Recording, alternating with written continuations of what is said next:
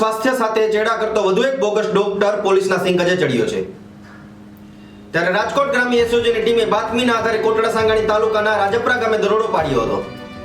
ત્યારે અહીં medical degree વગર એલોપેથી પ્રેક્ટિસ કરી રહેલા ભાવેશ રમેશભાઈ કોઠિયા નામના શખ્સને ઝડપી પાડવામાં આવ્યો છે। ત્યારે નવાઈની વાત તો એ છે કે પકડાયેલ આરોપી બીકોમ અને એલએલબી સુધીનો અભ્યાસ કર્યો છે, છતાં તે ડોક્ટર બનીને લોકોની સારવાર કરી રહ્યો હતો। ત્યારે એસઓજી પોલીસને ક્લિનિકમાંથી 12,965 રૂપિયાની એલોપેથિક દવાઓનો જથ્થો મળી આવ્યો છે। ત્યારે હાલમાં એસઓજી પોલીસે ગુનો નોંધી કાયદેસરની કાર્યવાહી હાથ ધરી છે અને આ નકલી ડોક્ટરનો નેટવર્ક અંગે વધુ તપાસ તે શરૂ કરી છે। આવા સમાચાર જોવા માટે જોતા રહો સત્ય સમર્પણ ન્યૂઝ।